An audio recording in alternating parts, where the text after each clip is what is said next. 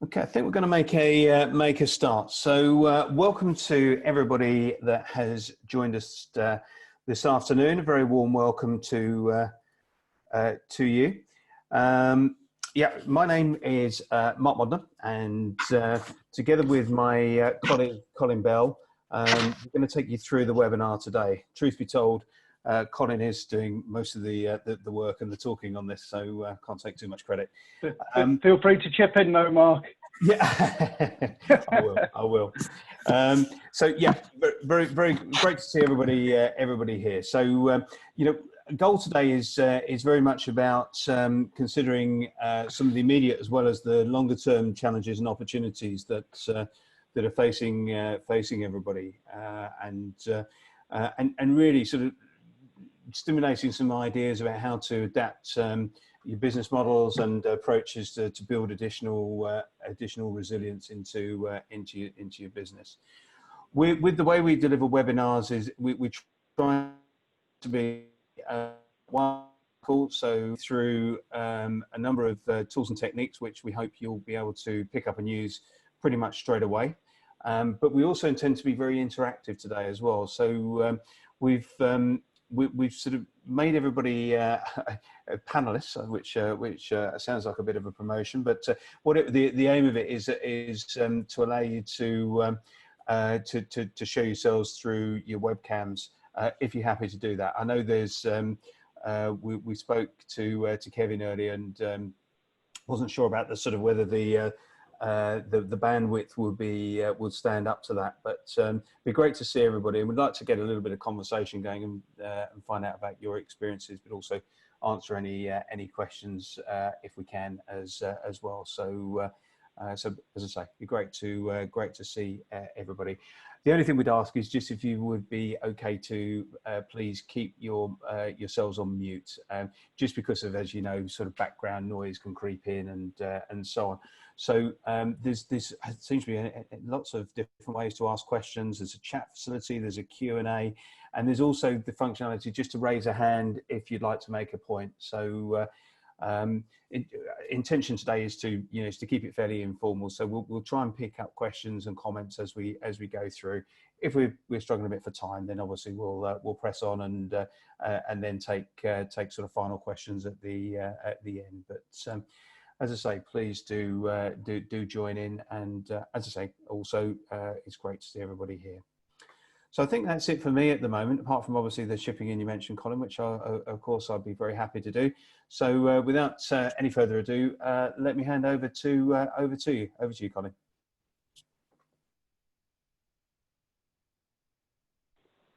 Hi, good morning, everyone. As Mark said, my name is Colin Bell. I'm one of the deliverers. I'm one of the consultants working on the Digital Catalyst program.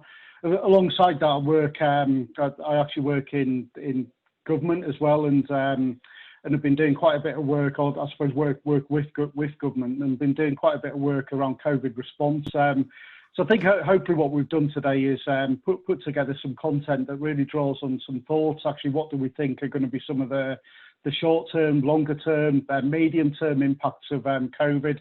How are businesses responding to that? And I think, one of the things that we really want to understand is how are you responding to it as well? What challenges are you facing, and what things have you done? I mean, one of the first things just to highlight around COVID is that I suppose it's presented a whole range of new challenges that a lot of businesses haven't faced before. So the best way of learning is really from understanding how other people are responding, what they're doing, what's working for them, maybe what's not worked for them as well.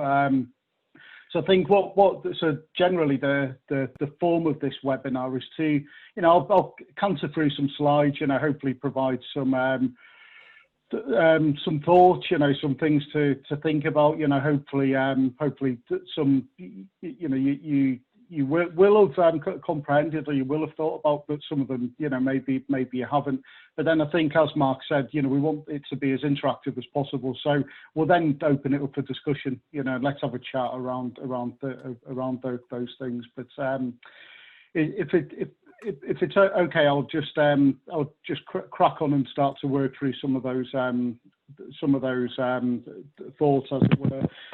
As Mark said, if you've got any questions as we're going along, please use the chat facility or raise your hand, or the whole variety of what means that we've got to ask questions. But please do that as we're going along.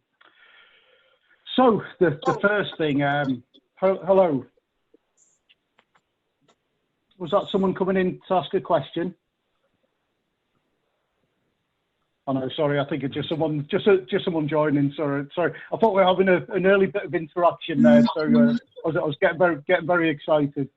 So the first thing that we want to consider is how will things change, and what does it mean to you and your business?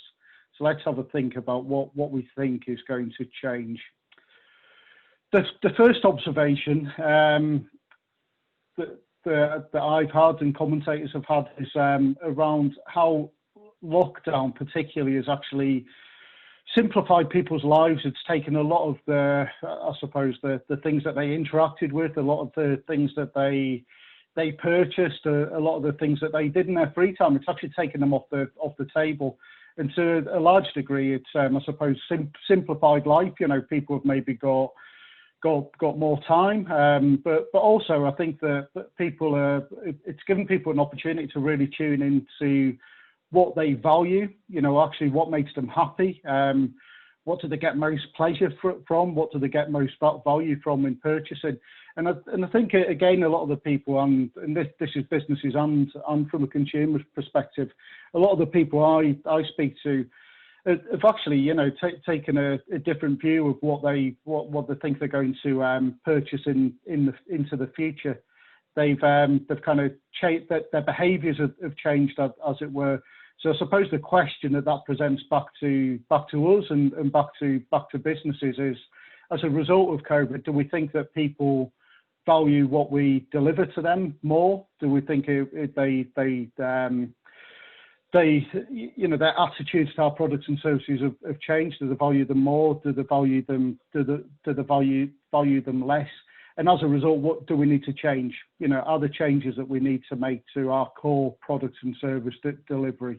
But I think that's a key thing. And what we don't know really is, I suppose humans to a large degree are creatures of habit. We do return to I suppose a state of normality, but to what extent will that be, and how's that going to play out? We don't know that for sure, but what we do know is that life, or what we call the new normal, is probably going to be different to pre-COVID. So we've got to think about our businesses and demand for what we offer in that regard. So that was the first thing. The second thing, obviously, this is a digital webinar, so a lot of things are going to come back to the adoption of digital technology. But one thing that has happened through COVID, in 2 months, there has been 4 years worth of digital adoption. So the rate of adoption of digital technology that's occurred in businesses is over the past 2 months is actually 4 years worth in 2 months. So it's been rapid. The rate of technology adoption has been nothing short of incredible. But I think what that is going to do, it's going to increase the next wave of adoption, the next wave of new technologies. They'll now be brought forward, and a lot more people, certainly businesses, are seeing the benefit that digital technology can deliver to them. Again, I think that what underpins that, a lot of businesses are reviewing their operational model.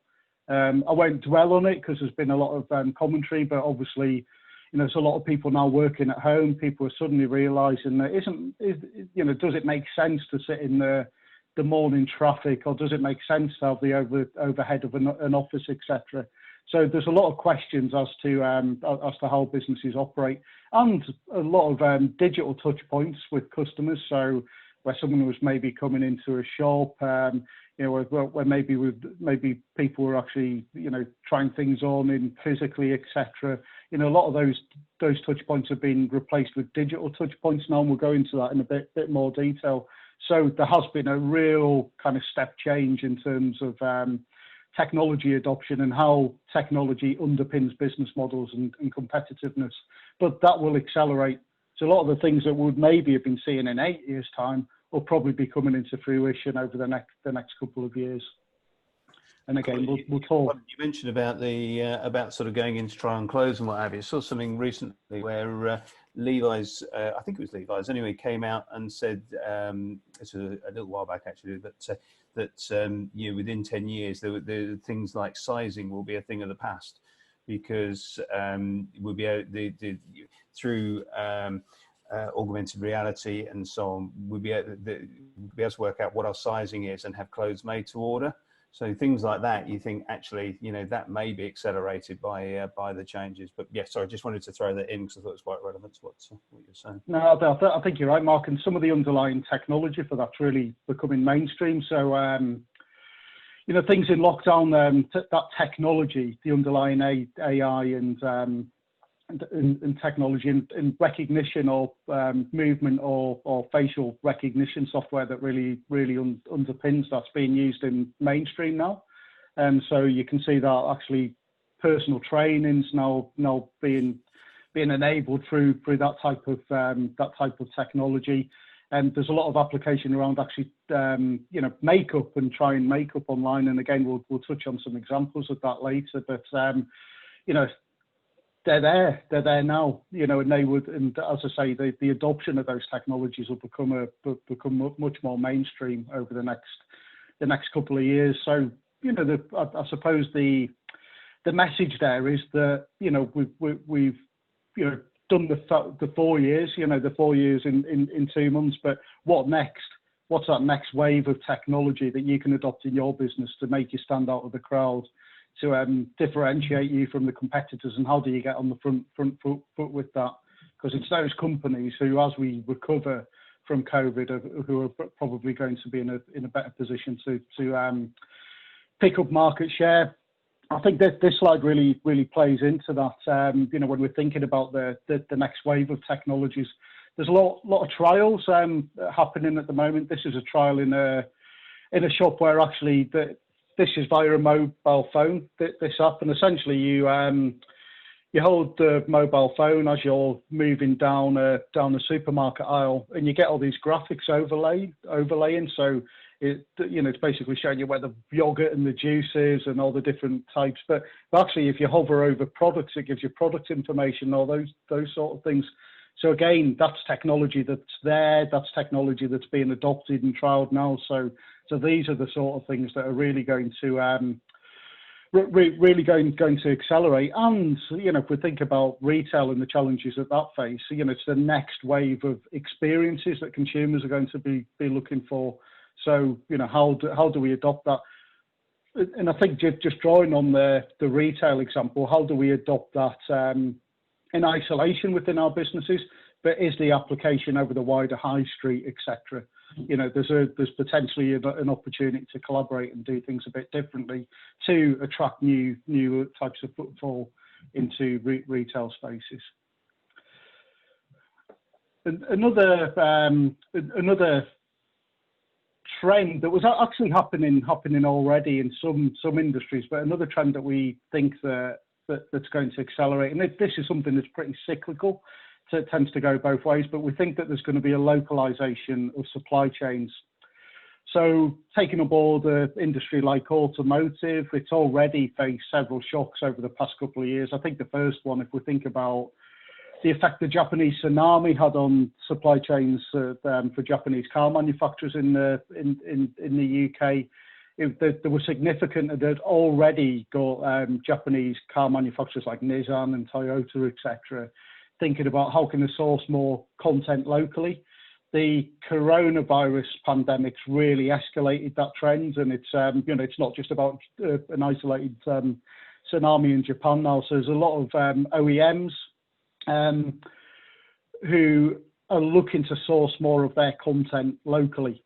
So that's good. That's great, and there's kind of two sides to that really. So what it does present is possibly more opportunities for local manufacturers. But if you're a manufacturer who's exporting into other countries, it will have the opposite effect.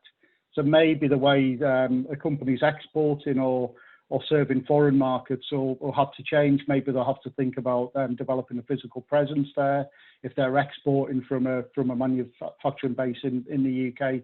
So again, that's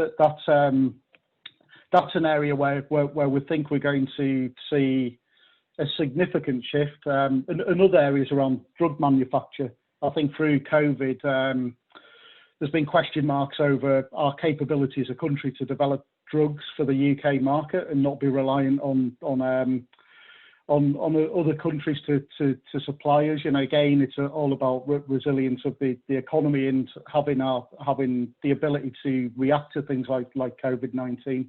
So I think there'll be that localization of supply chains, and that will accelerate. Change in dynamics of globalization are obviously behind that as well, with increased protectionism and some of the effects of Trump, President Trump, etc. So that's something that we're seeing. The other thing, and I touched on this, the rise of the small big business. Unfortunately, and one thing I don't like talking about in relation to COVID is the fact that there's going to be a lot of companies struggle. There'll be a lot of companies who go to the wall or certainly shrink in size due to the effects of the pandemic and the way to suck demand out of many markets.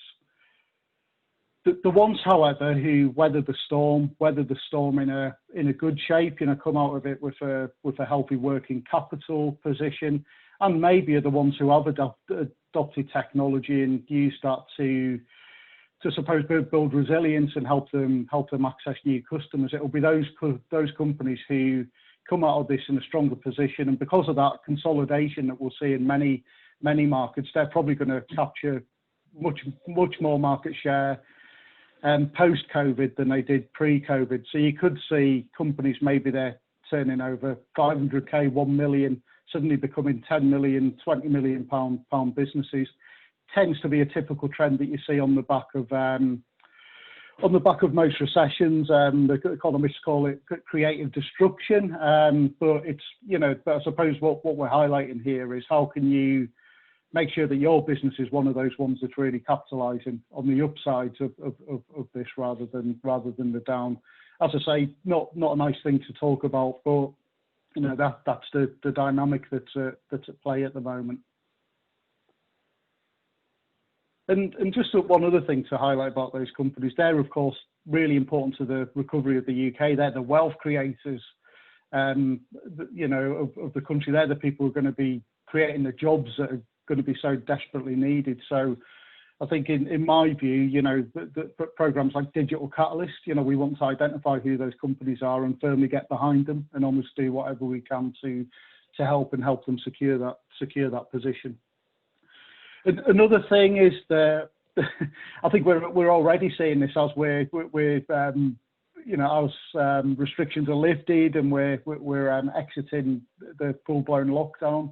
There's twists and turns and a few dead ends. I was on a call with some colleagues in Leicester mid last week, and it was heartbreaking actually, where they were describing the effect on businesses. Obviously, a lot of hospitality businesses were gearing up to open on the 4th, so the weekend just gone.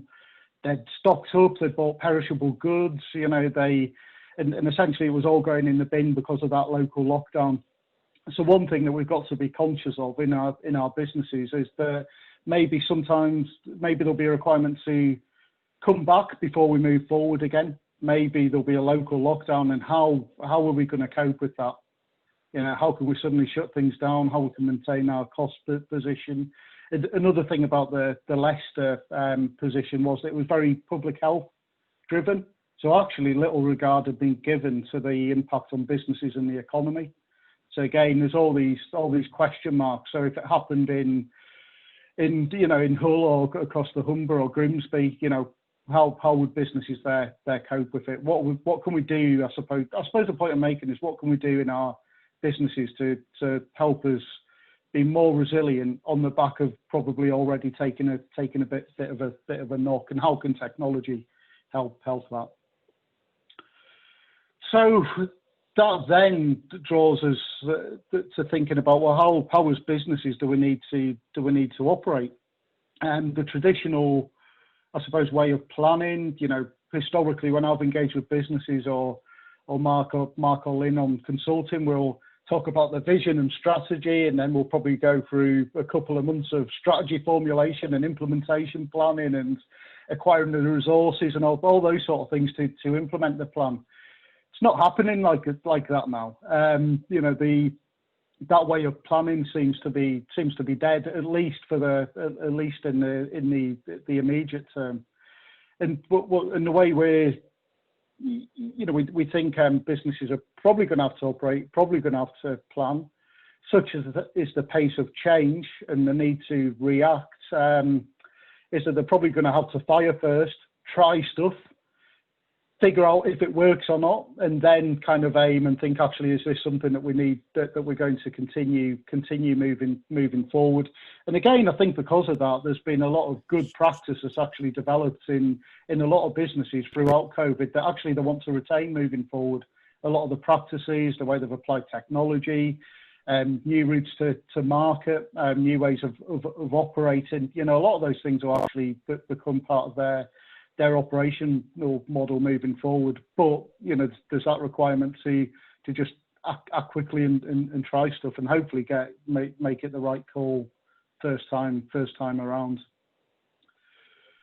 Almost getting to the end to these first slides that I'll say are all designed just to present some points to think about, and then we'll have a discussion around that.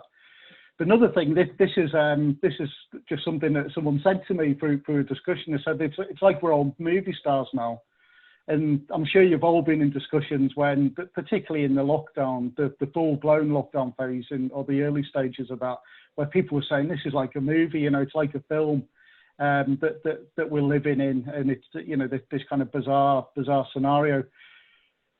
I think because of COVID, we now know that this stuff does happen, and we had the wildfires across Australia, just before that, and in the press, you kind of take what's in the press with a pinch of salt, but they're now talking about influenza pandemics that are maybe going to come from pigs and stuff, things like that. But I think the point I'm trying to make here is that this stuff happens, nature and socially driven pandemics or challenges will happen. They have happened and they'll continue happening into the future. So again, this is maybe something that, particularly when we think about environmental changes, maybe something that we're going to see at an increasing rate. So again, how do we build resilience into our businesses? And I think on the back of that, there's a lot of commentary at the moment, really, I suppose, trying to lobby government to invest in green technologies, to really take the climate change agenda seriously, and to put some real weight behind that. Tends to be coming from 2 points of view. Actually, climate change is real, it's happening, and that's going to result in I suppose, challenges that will be much greater than what we've seen through COVID if we don't take steps to tackle it. So I think a realization that these things do happen and we are vulnerable to them is one of the drivers.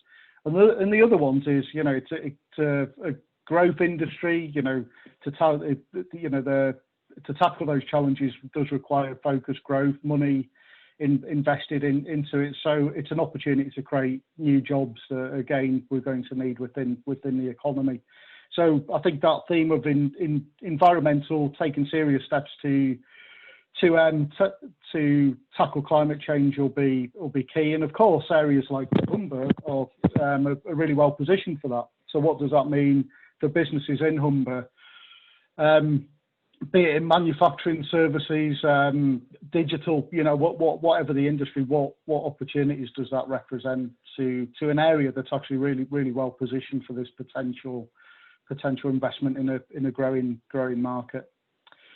And then just the final slide here is just to suppose emphasise what's probably going to be required from a lot of businesses.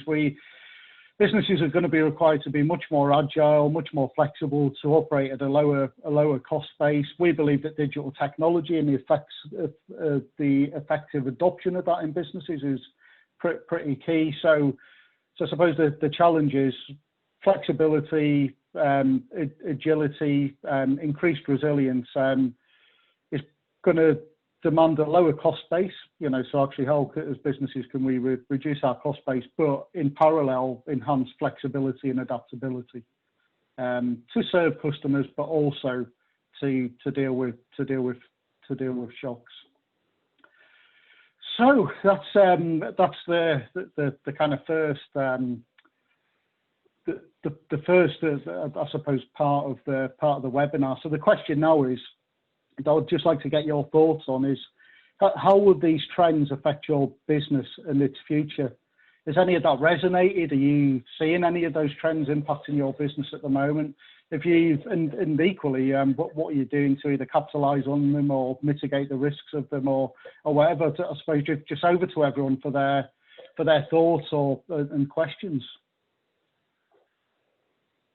Again, if you've got any questions, just feel free to unmute your mic and ask.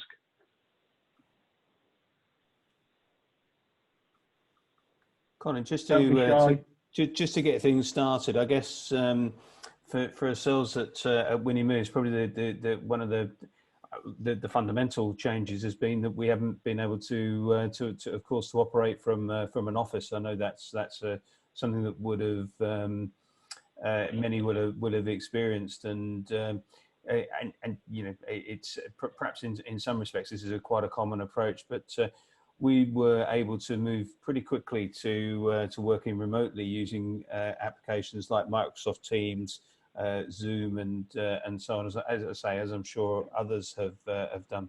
But what it does make you look at is the future of how you operate. So do you want to be working on the basis of people commuting in every day to an office space where actually you've proven that a big chunk of your time you can work just as well, if not better, remotely, really. So I think that that has implications for how we operate, but also things like the environment in terms of use of cars and trains and what have you to travel around. Clearly, there's a lot more that can be done.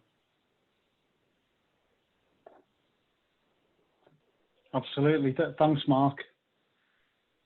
If final call for questions, otherwise we'll just continue. I mean, it would be interesting, if anyone did have a question, just to give us a thought or just an insight to how that's playing out in their business. But if not, we will crack on. The next stage is perhaps a bit more practical and a bit more related to actual business operations.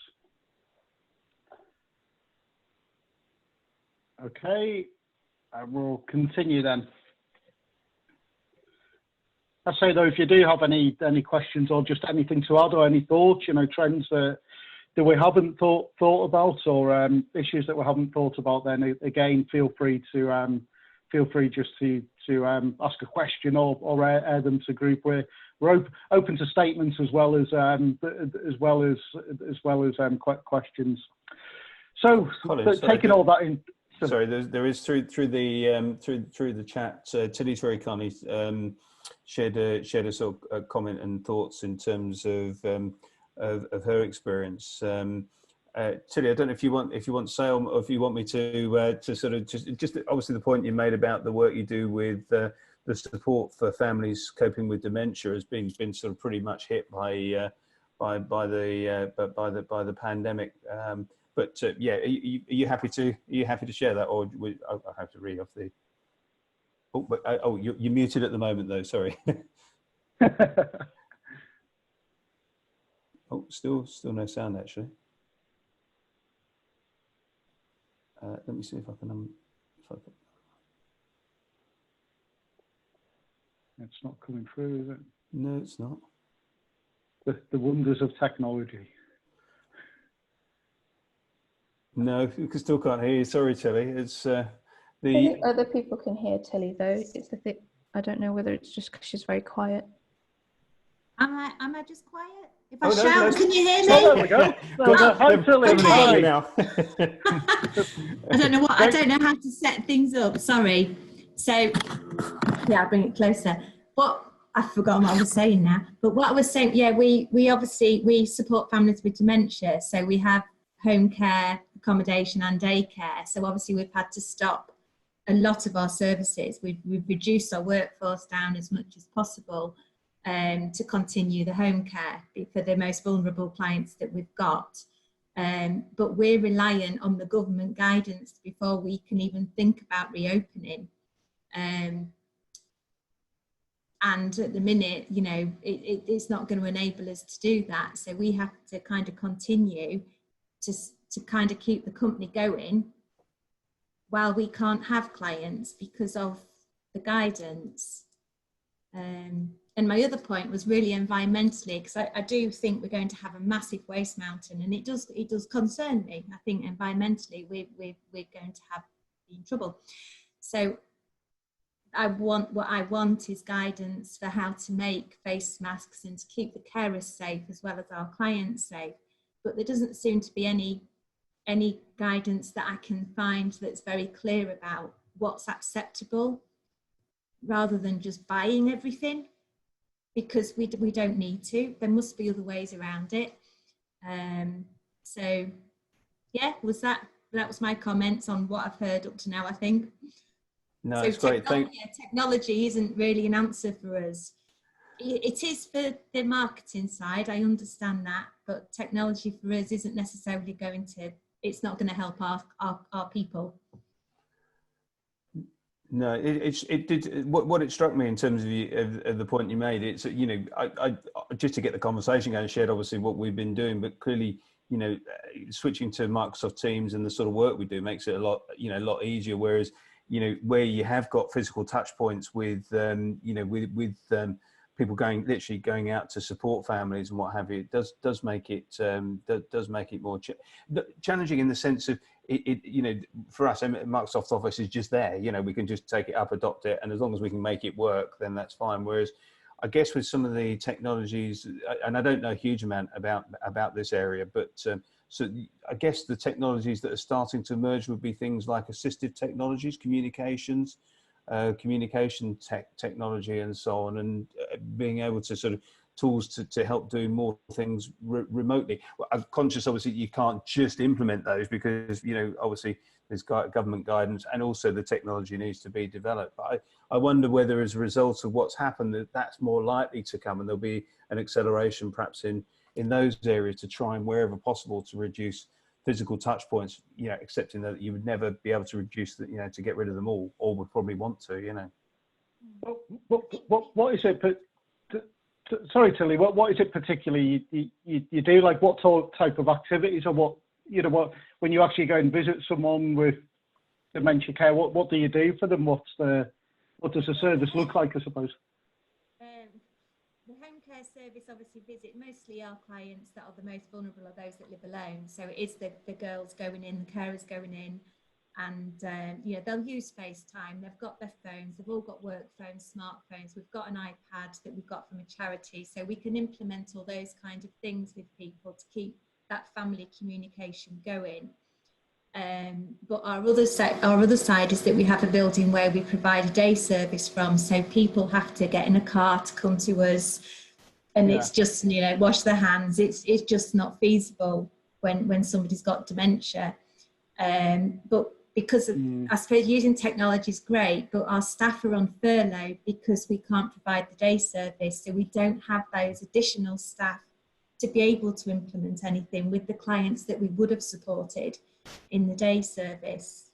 So ultimately, the concern is family stress. But yeah, of course. Yeah, does that absolutely. make sense? But it is going in and offering physical care, isn't it? So yeah. So how do you do? Because there are, you know, some really great immersive technologies now, like around VR. But how would that work? Because you would be reliant on someone actually putting a headset on, and so some of those things would maybe be effective. But yeah, I can kind of understand the physical nature of what you're doing there. So there maybe is a blend, but, you know, yeah, kind of accept the challenge there. Okay. In terms of the other question about more environmentally friendly face coverings and PPE equipment and what have you, yeah, I must admit, I've not. There does seem to be, certainly at the beginning, a trend sort of buying the mask and using it once, as it were, and yeah, of course, that's going to create a lot of waste. And then again, you know, I without sort of looking and seeing if there is anything that's starting to emerge, but I suspect that's you know, that is, as much as it's a sort of challenge, and you know, this is very difficult times for many businesses. For some, it could present a potential green opportunity to develop something that is reusable and more environmentally friendly, or different options to do that. Yeah, gap in the market. Thanks, Tilly. That's a really great point. Yeah, no, thank you. There's no other questions or observations, and we'll crack on. So recalibrating your business model to try to revive and then thrive. So we talked about this this quite a bit. You know, the way we deliver and I think, you know, Tilly's example is a really good one for this. Is, you know, the way we operate has changed. You know, the way we deliver our customer journeys or experience for most businesses. I mean, there's very few who have been unaffected through this. Has totally changed.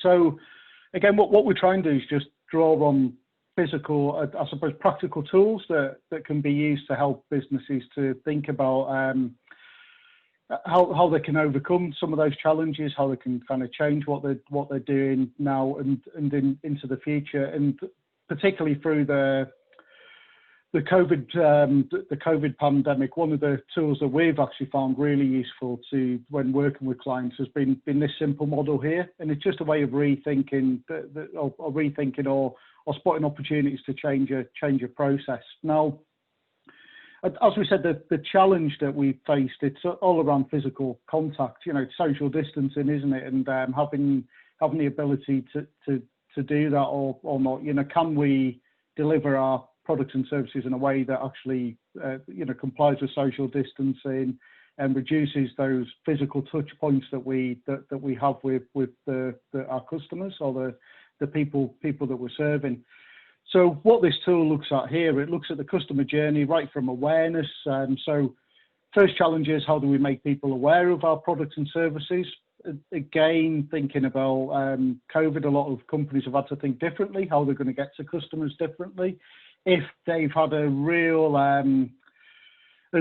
slump in demand, you know, actually, is it a different group of customers, or is there a way of repurposing what they do to open up a new market, and how do they get to them? So we've been working with a lot of companies on that, and we'll come into some more practical examples of that.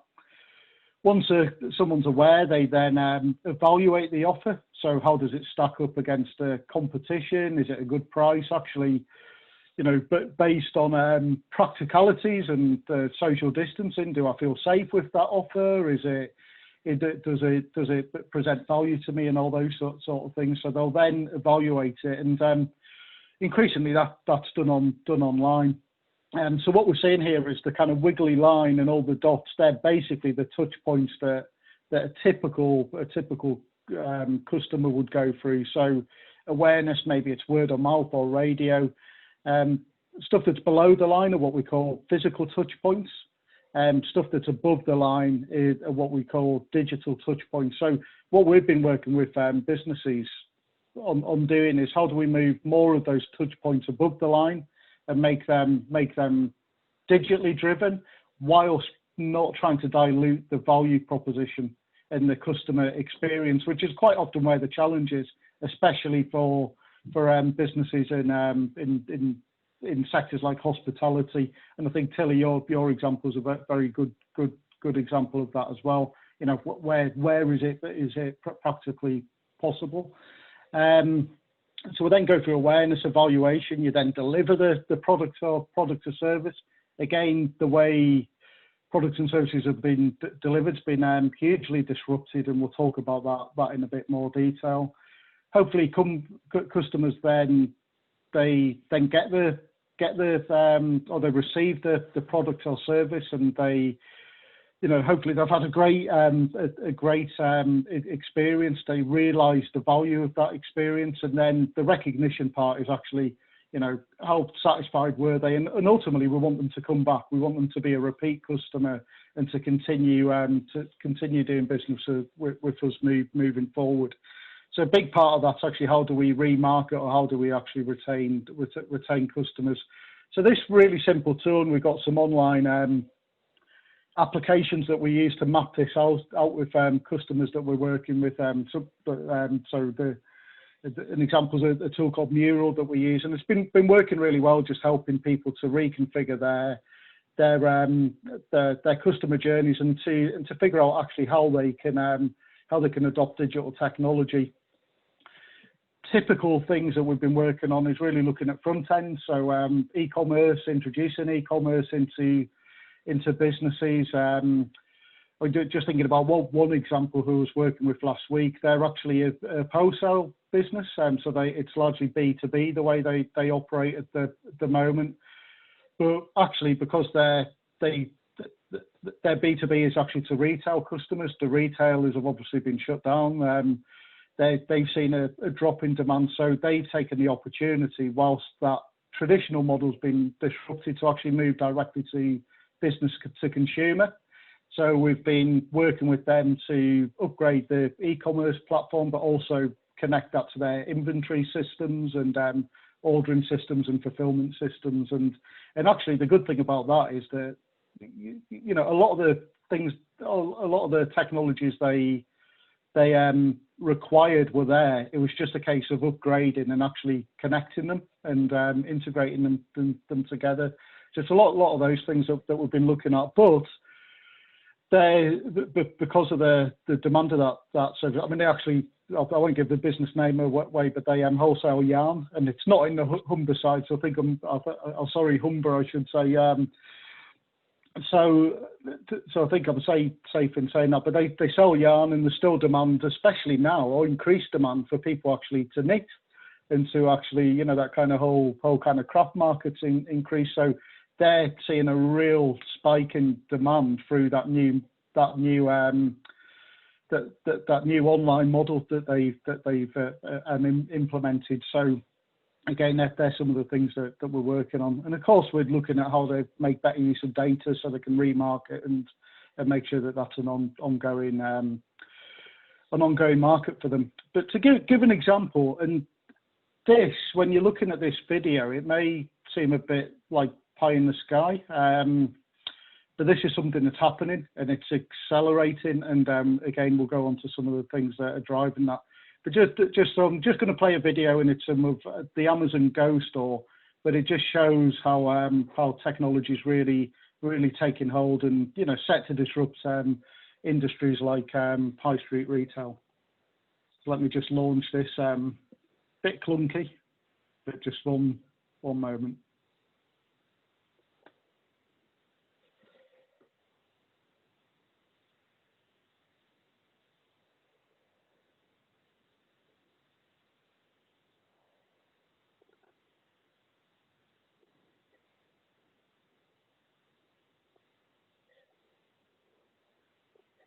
Sorry, apologies. I'm just pulling the.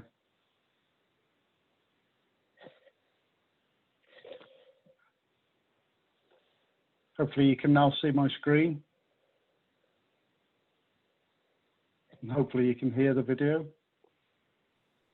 Can see the screen, can't hear it though, Colin. I don't know if anybody else can.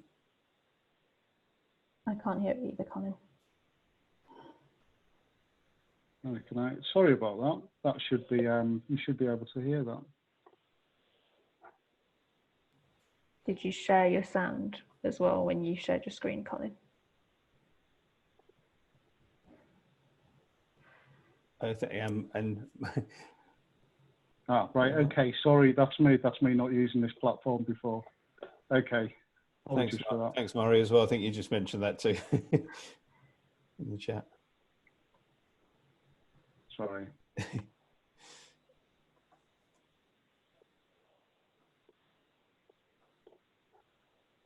Right. Sorry, it's still not working. I did actually have that enabled, but For some reason, that's not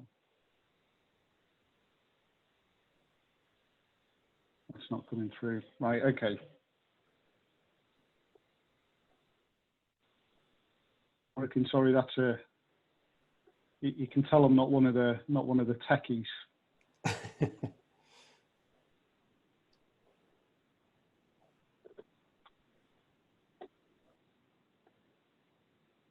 Sorry, I'm just going to reshare my screen. Apologies about that.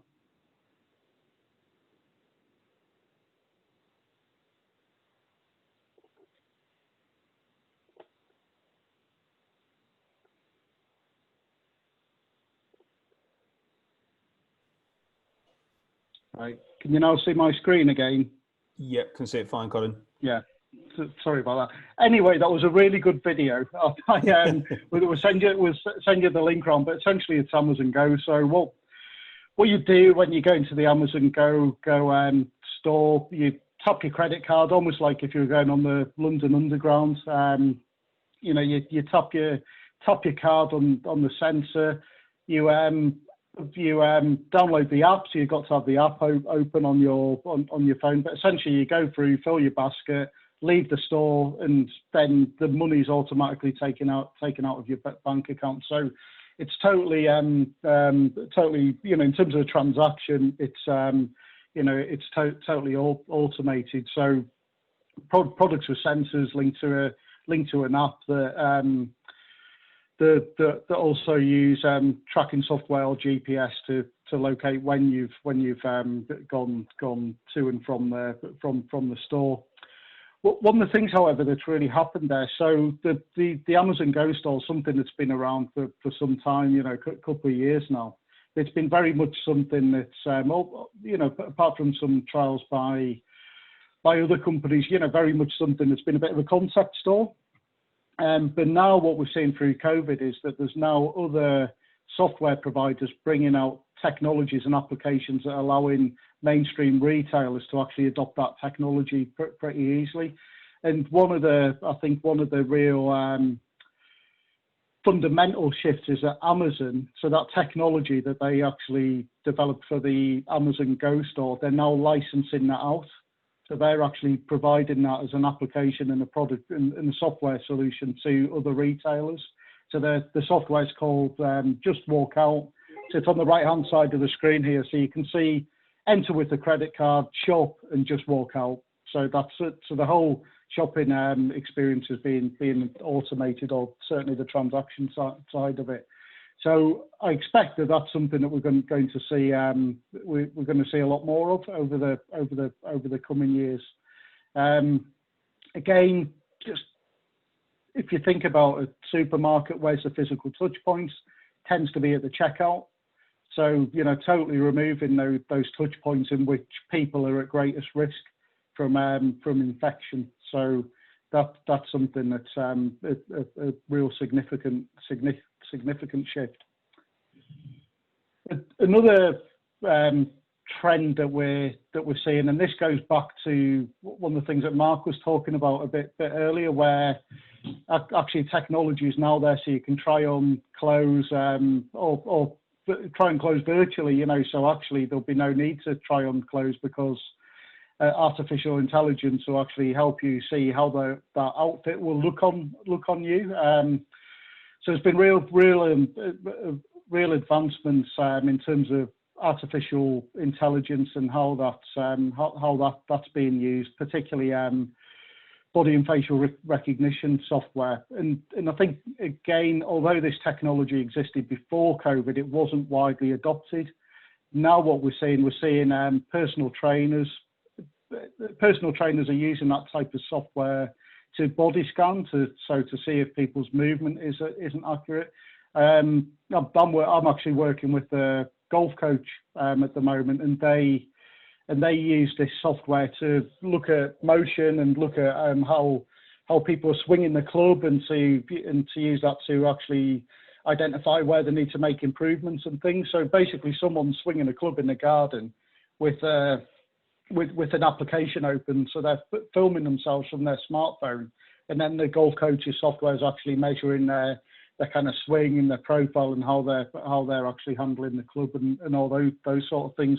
So there's a blended model there of a person and the technology that's assisting the coach in making refinements and making that interaction with the customer a bit more powerful. However, there's now applications where you don't actually need a person. You know, you can have the application will actually be your personal trainer.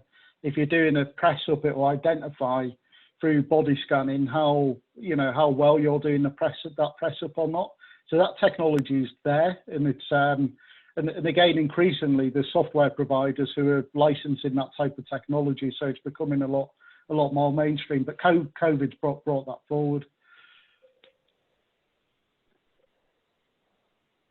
Another thing, and I think this is, again, probably a bit more standard or easily accessible in terms of what we're witnessing businesses doing or how we've been assisting them. Here's a company, Club Vino, sell wine.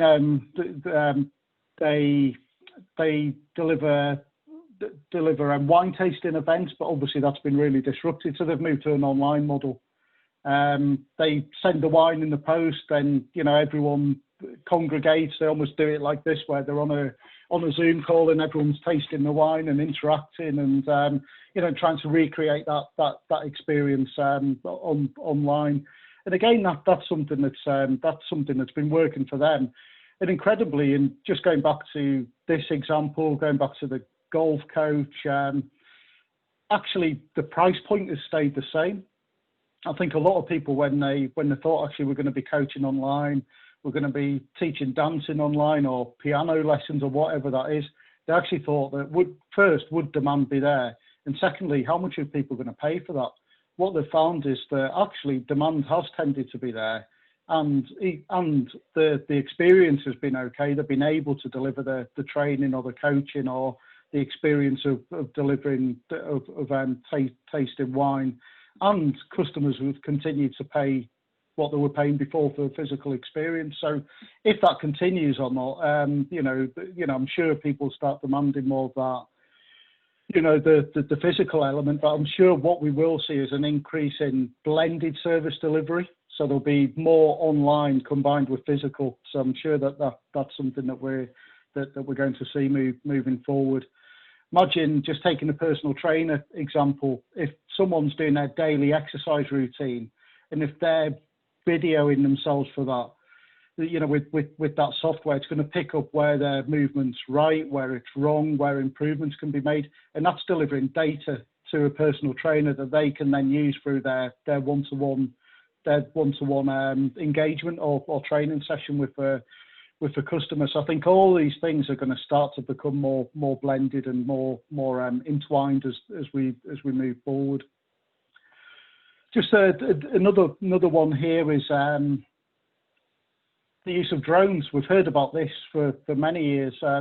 One thing I can never get my head around with this is the noise, because they're quite noisy drones. But what we are seeing is in some countries increased use of drones for parcel delivery. So this is a company called JD's, and their drones are being used for parcel delivery, but also sanitization. So they're spraying sanitizer in areas where local outbreaks have been occurring around COVID, and they've been sanitizing areas, again reducing risk to humans in doing so. So again, we think that there'll be an increased use of delivery methods like drones moving forward.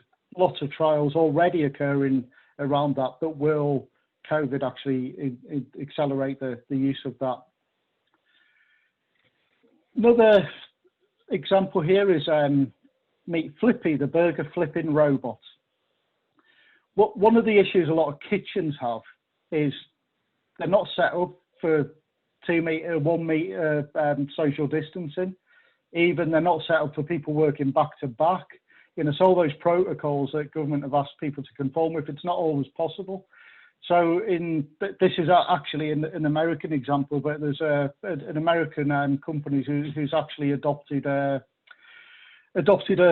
burger flipping robot to overcome that challenge. Again, these were things that were in trial, but they're starting to make their their way into mainstream to allow companies to continue to operate whilst adhering to social distancing rules. So again, I think just one thing to highlight: COVID will increase the adoption of these things, even though social distancing hopefully will become less of an issue as we move forward and we deal with the virus. You know, hopefully a vaccine will come on stream. We do think that quite a lot of these technologies will endure and they'll remain. You know, so we imagine that Flippy will be around for the foreseeable future and beyond. Again, this is just this example, and just got a couple more to go through. But this is an example of a business called UCAM, and this is all about makeup. So one of the problems is, you know, if you think about a lot of people, when they're buying makeup, they might go into a store, a department store, and they sit down on a chair and some makeup's applied to see how it looks, as maybe a consultation to see what shade of foundation that they want. You can tell I've got a daughter here, and all those sort of things. Now, what UCAM does through facial recognition software, it basically allows people to try on makeup. So you can try the different shades of eyeshadow or foundation, and basically, you know, it gives you a very realistic view of what it looks like on you. This is exactly the same technology that's going to drive retail sales. So what Mark was talking about earlier, actually, you're buying something online where you can actually try it on as well. You know, very accurately, the software will show you how to scan your body and show you what those clothes will look like on you.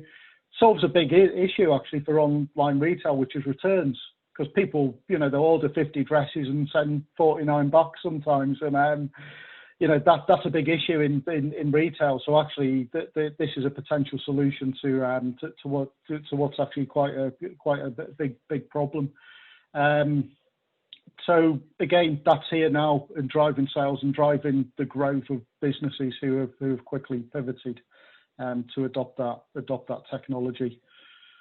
Another thing, just to highlight, that this is becoming more popular as well because of that rate of digital adoption that we're seeing. But augmented reality is becoming more mainstream in terms of products and how we interact with products. So I don't know if some of you have probably used this, but you can download an app onto your phone that's called Living Wine Labels. And then there's different wines that you can buy. And actually, you just hover the application on the wine label, and the label comes alive. So this is a product called 19 Crimes. And basically, the people that you see on the labels, it's Australian wine, and they were some of the early arrivals or into Australia who were obviously convicts. So the wine label comes alive, and it actually tells their story. You know, it kind of tells their, you know, how they arrived there, the crime they committed, and all those sort of things. So, you know, and I suppose the point to make with these, as these technologies are becoming more widely adopted, they're a lot easier to adopt. You know, they're not just for big companies. Small companies can adopt these, and it's not as complicated as you may think. Deliveroo, I won't dwell on this one, but obviously there's been a huge increase in delivery services. But one of the interesting observations for people like Deliveroo who aren't I suppose aligned to a particular outlet, they've seen a huge growth in deals. So people like M&S, John Lewis coming on stream and using Deliveroo to deliver food and beverages, etc. And this is one other thing. And Tilly, actually, when you were talking earlier, this is probably the example that really came to mind for me. Maybe not totally appropriate, but obviously one of the things that's happened is that areas of religious celebration have been closed down, so people haven't been able to go to church or the mosque on a Sunday or to obviously worship with other people. So what we're seeing is a rise in virtual reality churches and places of worship. So the VR church, which is probably the one that's been commentated on most, is basically the congregation. They put the headset on, and then an avatar is then placed into the church, and they can interact with other people. Really interesting, you know, actually, when you can feel like you're in a room with someone else. If you haven't been exposed to virtual reality or augmented reality, you know, it really is powerful. You know, you do feel that you're actually in a room and interacting with people. Takes the delivery of online training or services or personal services to a whole new level. The next phase of this will be your avatar will actually be you. You know, it'll look like you, and so you could actually be interacting with people who you know see someone else who you know actually in a virtual environment. So for me, you know, that's potentially one of the big game changers that'll come on stream, especially as the price point for good VR headsets, etc., comes down and they become a bit more mainstream. But that's something that's really taken hold. And then I've mentioned golf coaching. So question time again. So over to you or Mark for any observations. So that's you know, some of the trends, you know, how some businesses have been changing, or some of the changes that we're seeing to different operational models. So the question to the group really is how have you changed? How will you change? How have you adopted digital technology? Is there anything that we talk through there? Does any of that present an opportunity? Do you think so? Again, just open to questions, please.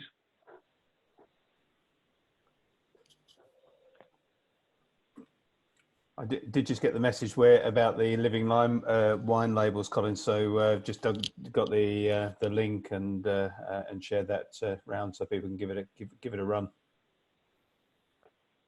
Yeah, they're really good, quite entertaining. Yeah, because of this example, I did actually. I know I said it on there, but I did actually try a bottle, see if it was any good. It is actually quite nice as well, so it's worth a go. Well, the one you did, and someone saying there that they tried a bottle, but they finished it before knowing that. It was me, Colin. I should have attended the last webinar, and then I would have known. I had it a couple of weeks ago. It was really nice wine, but I didn't realise that the label did that. Now that I know, I want to check it out. Go on the Apple or the Play Store. Live in wine labels and download it. Missed opportunity, Lynn.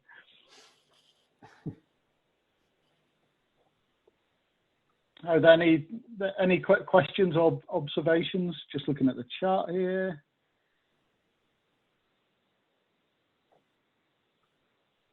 Nothing so far. Nothing so far.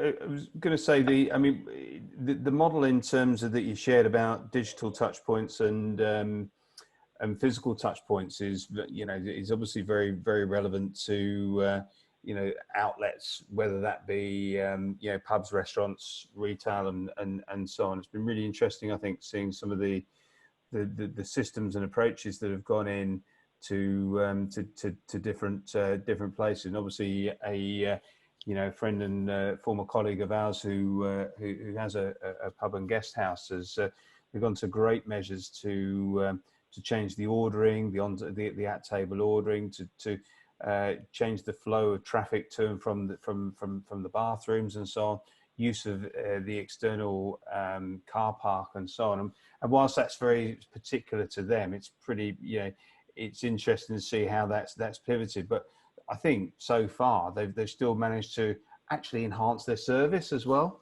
So though it's there's a lot of work goes into that to get to that point of actually so far, and I guess customer satisfaction is going to be pretty high when the pub's been shut for 5 or 6 months. But anyway, you know, I think that, you know, there is opportunities to use this stuff, and you can see it very much as a negative, thinking, oh, there's a lot of extra effort and it changes our normal, but actually there's opportunities to really improve the experience.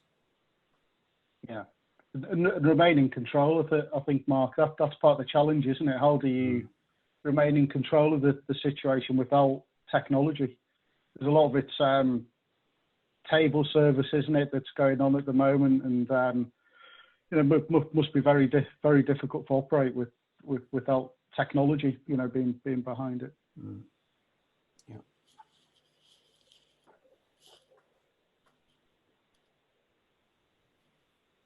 Just checking the charts and the questions. Can't see any.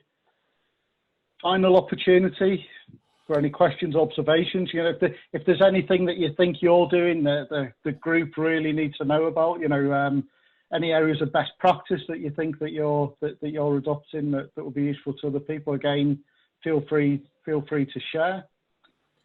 Well, I've got a few slides to go through, haven't I? So what we could do is just sort of, I can run through those, and we can keep an eye open for any sort of comments or questions, and provide a final opportunity at the end for discussion. So I'll go through those quickly, and then we can, as I say, we can see if there's any sort of any areas or some items for chatting through. So. That's all fine. There you go, Mark. You're in control. Thank you. Yes. Let's see if this works okay.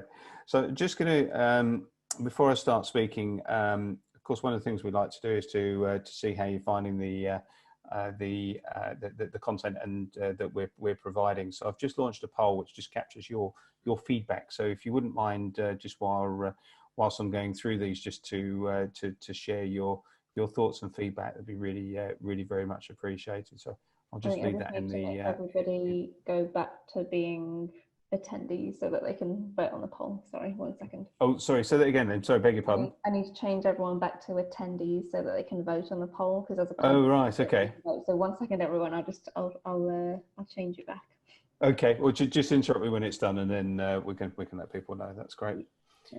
Okay. So just wanted to take a few moments to. Let's see if I can actually take control. Yep. Okay. Several clicks. So just wanted to share some information about the support that's available to actually make some of this stuff reality in your businesses. Of course, when we cover webinars, they're by nature of the fact that obviously we've got folks from a variety of different sectors and different sizes of businesses and what have you. It is quite generic in terms of what we're covering. But there are also, alongside that we run, there's also some one-to-one support which allows us to offer bespoke assistance to businesses through the Digital Catalyst program. Very briefly, in terms of the webinars that are about to come in, just very kindly message me with the latest ones. I'm just juggling my iPad while I look at this. So there's the next two coming up. There's one, we run these every Monday, and the next one is about is more marketing based, about driving traffic through digital channels. So converting customers and finding new customers. So that's next Monday. And then the following Monday is one more about innovation. So taking the challenge out of innovation.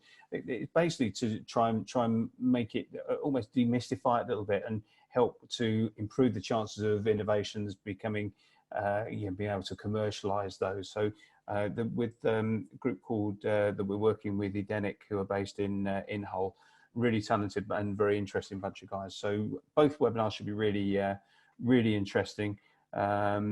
Lynn, if you wouldn't, I know you did post it to me. If you wouldn't mind just sharing the timings for those as well when in the chat, that would be really good.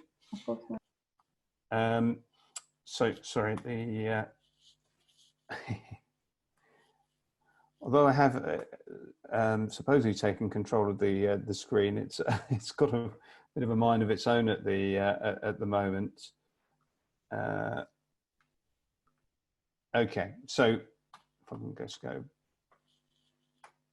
Okay, so Digital Catalyst Assistance, right? Hopefully, I can take control of this now, and it should work okay. I think there's a slight delay. So, the approach to Digital Catalyst is very much to understand the needs of each individual business. So we're not coming with preconceived solutions to problems, or and you know, obviously it's not about we have no allegiance to particular technologies or so on. It is a genuine sort of honest broker service, and it is free of charge. So it's supported through European regional development funding and funding from the from local council. The typical projects that. Sorry, Colin. Would you mind pressing it forward? I can't. It's not. That's better. Yeah. If you wouldn't mind just taking back control of it, that's and then I'll just ask you to click. That's great. Thank you. So yeah, it's difficult to sort of explain a project or an approach without giving some examples. So we've just shared a few here of examples of the types of projects that we can assist with, but these are far from exhaustive. So you know, but it's just to give you an idea, I guess, of the types of activity and support that's available. So the approach is we would come in and understand what the needs are, and through a digital maturity assessment, which I'll share a bit more information about in a moment. And some of the areas we will cover are things like moving operations to the cloud, consolidating technology infrastructure. So quite often infrastructures build up over time and aren't necessarily ideal for the business, or have morphed into being quite unmanageable. So our aim there is to make sure, you know, using applications and technologies that are right for you, but also to try and get efficiencies to help you operate more effectively. And with that, you know, hopefully introduce tools and applications to improve productivity. It also, we can help with introducing e-commerce, particularly, even though that's been with us for a long time. Certainly there's been an increase in use of e-commerce by businesses as a result of the pandemic. But then there's also the areas such as staying safe. So, you know, cybersecurity is, of course, absolutely essential. We ran a webinar on this last week, and you know, it's just the incidence of this is very, very, very high. If you have a crisis like this, it does seem to encourage the criminals, of course. But you know, striking statistic is that you know, 60% of us will be hacked at some point, or 60% of SMEs will be hacked at some point. Which, you know, stating the obvious, but it means you're more likely to be hacked than not. So some really good stuff we can do to help, you know, to protect and to help get processes and so on in place. Also, online accounting. So the move to this, you know, brings great, not only you know, potential cost savings, but greater control over finances.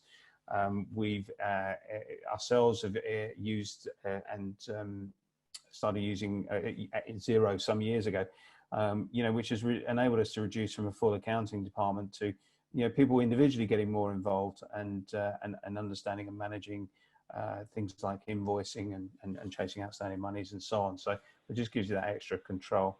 Colin, if you wouldn't mind clicking. Not a problem. Just one thing to add on that, Mark. We've got a real whiz on that in the team, haven't we? And quite often there's a lot more people can get out of their existing functionality, you know, the existing system. So it's not necessarily always about, you know, having to get a new system or spend more money. Actually, how do you get more out of what you've already got? And I think he's had some real quick wins on that, hasn't he? Yeah, absolutely. And you can get some massive gains really quickly on that, as you rightly say. Yeah. In terms of the sorts of challenges that we're looking to help you overcome, thanks, Colin, for putting those up for me. So, you know, I think it's for, you know, partly it's about identifying the technologies that can add real value to your business. You know, one size definitely doesn't fit all, and there's a danger with anything that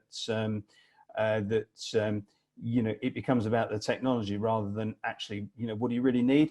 And of course, there's got to be a context here of what's useful for your business. So we can help with that, cutting through all of the different different options available and help you to define what would have greatest what you have greatest need for. But also then the second point, what will offer greatest value for money and the highest return on your investment.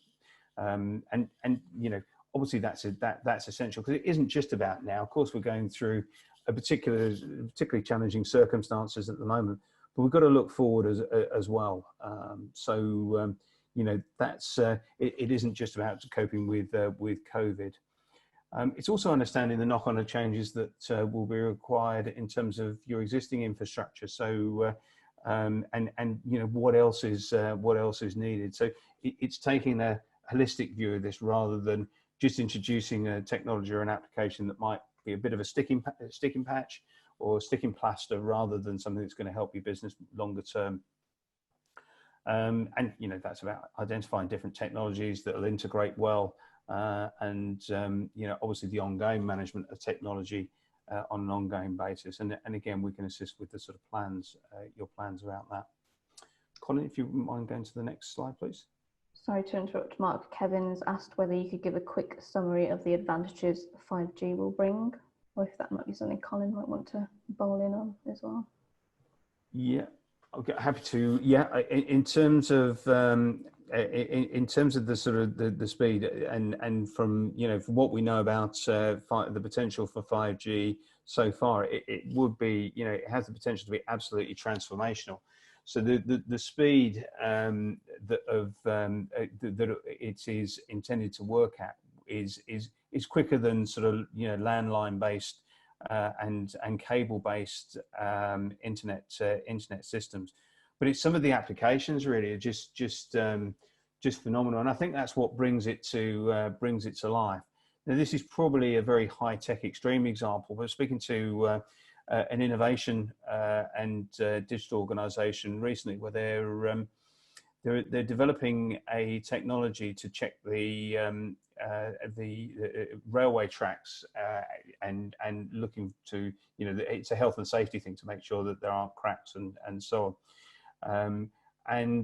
What they've developed is a spinning camera that will go on the front of a train that will be will basically be going all the time for the whole journey, and taking literally millions of pictures in real time, not just the track, but actually also of the tunnels as they go through, and we'll be storing that information to to check where there's potential week. The other benefit is you have very fast internet, of course, on the while you're sitting on the train, which would be quite nice as well. But of course, that being able to store that data is really important as well. But that's just one example that I came across recently. I don't know, Colin, if you sort of come across any others or anything more on that. Yeah, I think there'll be a fundamental shift, primarily because products and services can be constantly connected. So the kind of buzzword Internet of Things, will make that very much a reality. Connected devices will drastically increase as in terms of industries like the automotive industry. I think it will bring forward some of the potential new business models there. So mobility as a service. I mean, COVID actually may actually put the brakes on that. Over the shorter term, but things like moving to mobility as a service, where actually people don't own a car, you probably car will arrive at your doorstep when you need one at one point. If it's a driverless vehicle, again, 5G will enable that. There'll be, if you're not having to drive a car, then what are you going to do? You're going to need to be entertained. So again, 5G will be an enabler of that. So you can see whole industries opening up on the back of it. I think the other thing, and we probably talk quite a bit around consumers and retail environments through the webinar, but 5G will almost enable retailers and high streets to deliver customizable experiences to individuals based on their preferences as they're actually interacting with the high street. Some people get a bit concerned about that because it could be seen as being quite intrusive. But again, you know, when you're passing by a shop, then you know there'll be the ability to present real-time offers, you know, and real-time experiences to people. So just that, you know, again, we're going to have super fast broadband on tap anywhere. So it'll be pretty fundamental, I think. Thanks, Colin. That's great. One of the slides we haven't included, but is to give a bit of an overview of how the service works. So, just to in a nutshell, we have a team of digital specialists who are highly experienced in a variety of different areas. We'll work with you to understand your current level of digital maturity using a tool that we've developed to do that, as well as their expertise. But it goes beyond that. Obviously, you know, as I mentioned earlier, technology sits within the context of your overall business. So it's important that they understand, you know, your aspirations, performance, performance issues and challenges, opportunities, and for your business. So they would, from there, we were able then to say, right, okay, here is either the biggest pain. So these are the things we need to resolve, or the biggest opportunities, and we'll work with you to develop a plan for delivering that. So that'll include, you know, looking for the different technologies that will make the greatest difference, but also finding you know, external technology providers that can assist you to take it onto the next stage, and all of that with the aim of you know, long lasting benefit and impact for your business. So we are very much about, you know, those impacts being growth, profitability, but, you know, and improved customer experience, but general increased resilience. And, you know, we've seen obviously the need for that with recent circumstances. We you know, the team that we put together can help you take the shortcut, really. So rather than lots of trial and error with different technologies and so on, you know, they can show you what works, and they can do it quickly, and they can give you a start in terms of getting it, you know, getting that implemented within your business. And ultimately, it's about, you know, becoming agile and flexible to deal with different circumstances. You know, things like operating remotely, but also maintaining customer presence and brand engagement. So using the technology to help promote and raise the profile of your business, but understanding those transferable skill sets, you can harness new market opportunities, but plus attract you know, and retain staff and operate more efficiently. I think the thing is, probably no intervention is going to cover all of those areas, but ultimately, you know, the aim is to work with you in the areas of greatest need for yourselves to you know, to help it move your business forward. Colin, if you want to go into the next one, please.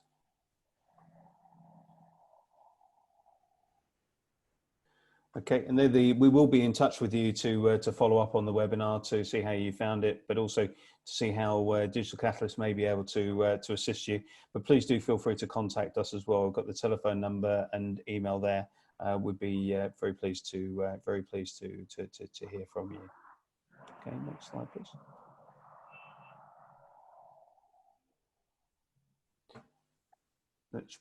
Oh, sorry, and the website.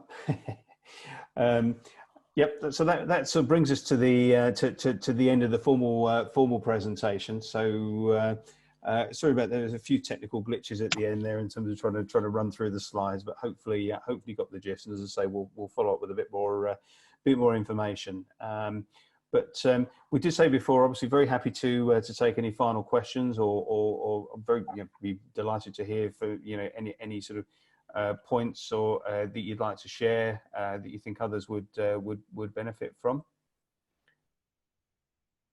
Let's keep an eye on the. I'll keep an eye on the chat now, and any hands raised just while we're closing up. But no. Otherwise, if there isn't anything more, then just an opportunity for Colin and I to thank you very much for your time today. It's very much appreciated. We'd love to be able to help you more through Digital Catalyst, and as I say, we'll follow up to do that. But obviously, big thanks to you, Colin, as well for the presentation today. Thanks, everyone.